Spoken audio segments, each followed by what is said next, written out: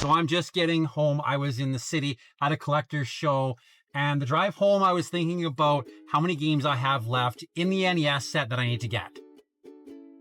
So with these 5 games, we're at 465 games in the NES set, which means there's 212 left. Which kind of makes me question why.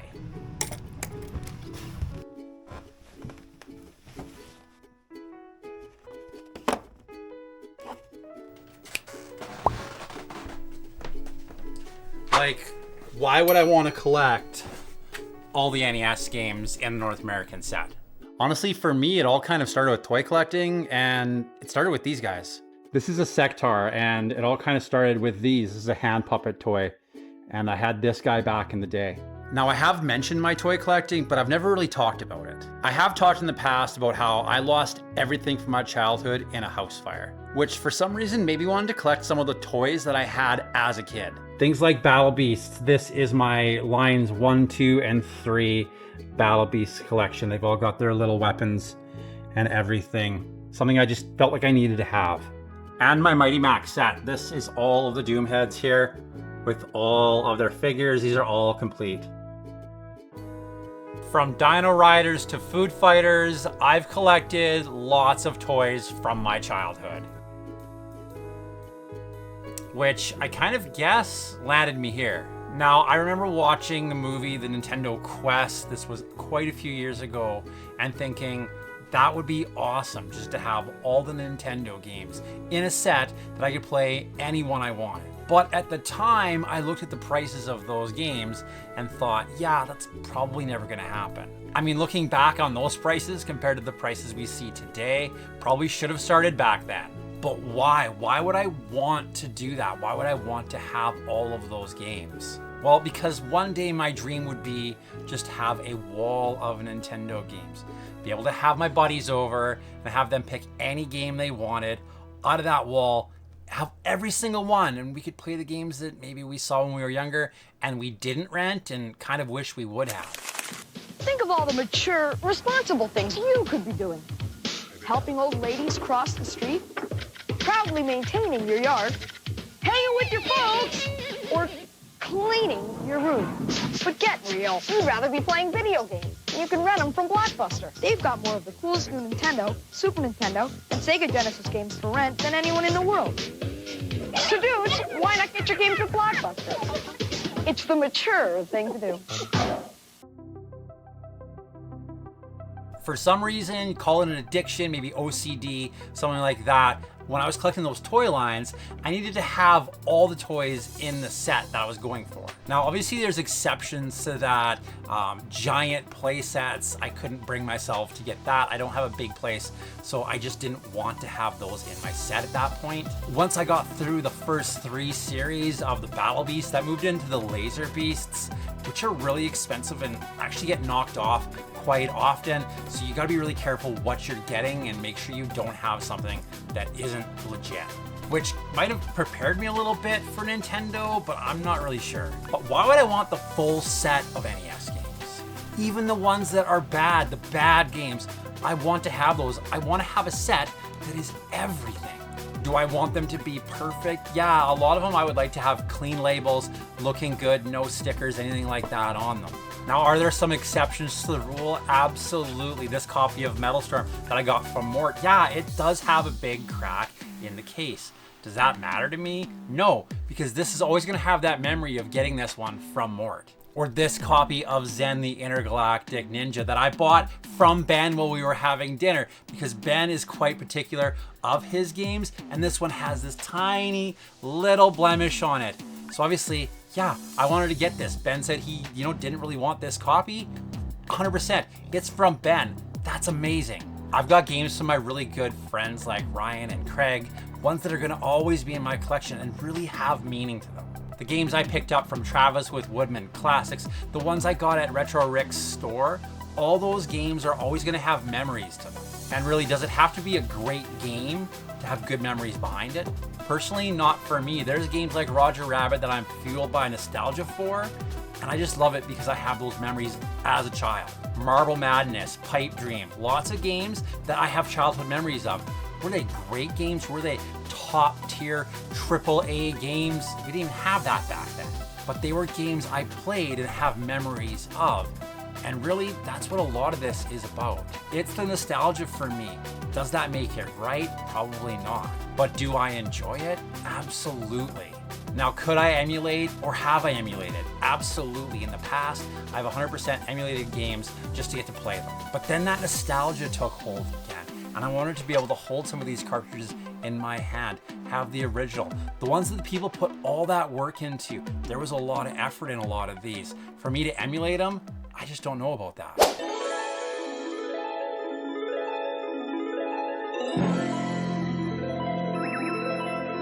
Will it be you?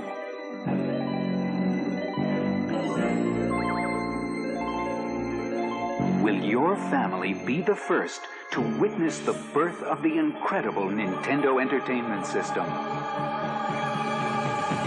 Will you be the first to see, to touch, to play with Rob, the extraordinary video robot?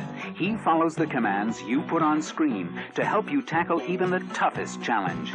Will you be the first to raise the incredibly accurate Zapper and play games like Duck Hunt and Hogan's Alley? The first to build a library of game packs like Kung Fu and Golf? Even games like Excitebike that you program yourself. Will you be the first to get all this in one package? The Nintendo Entertainment System, where video technology is more than a game.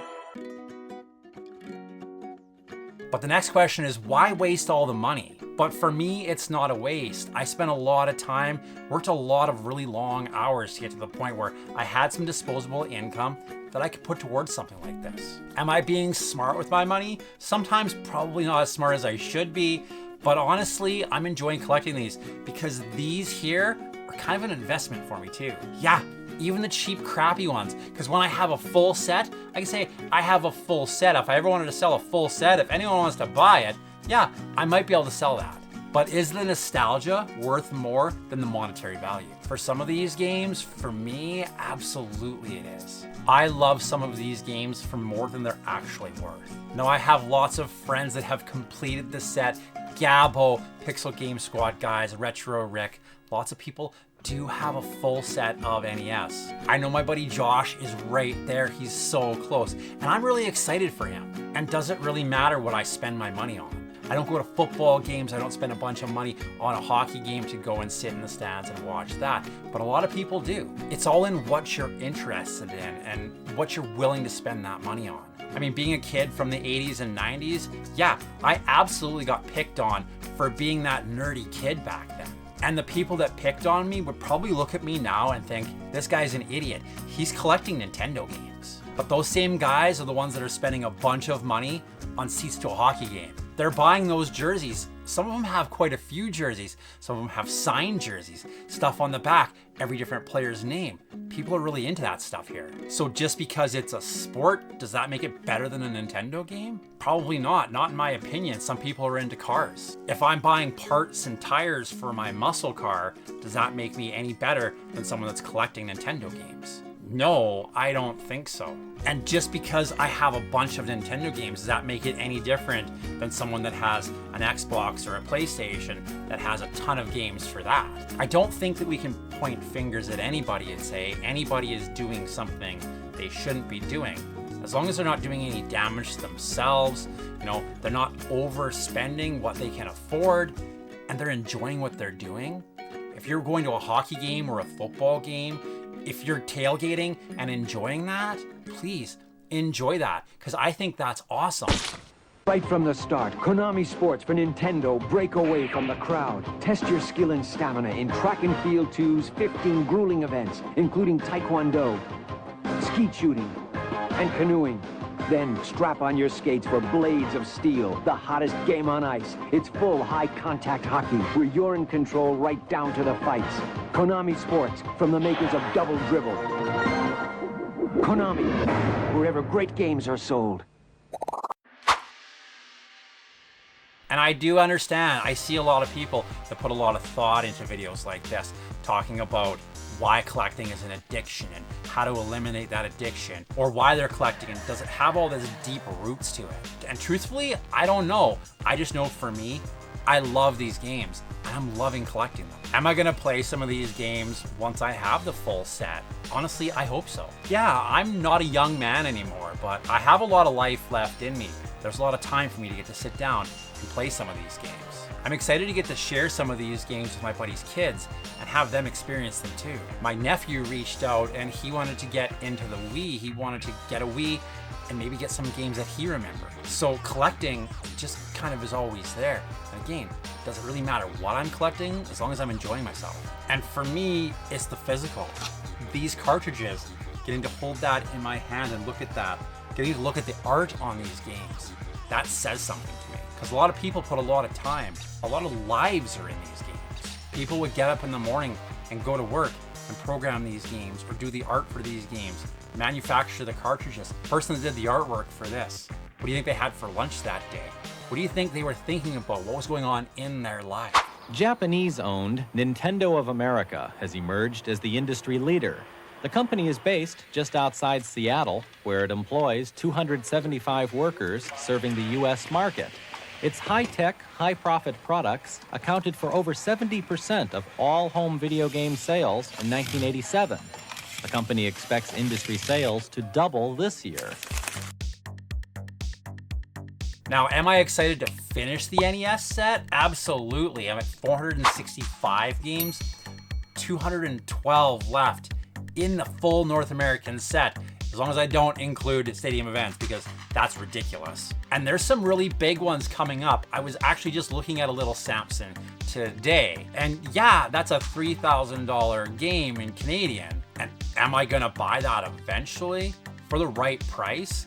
Absolutely. And that's another thing, collecting these games, I've made some really amazing friends, from other content creators to store owners, people that have reached out to me, people that I've developed real solid friendships with, and people that I'm going to be doing things going forward with. And I think that means the most to me. I love having the games.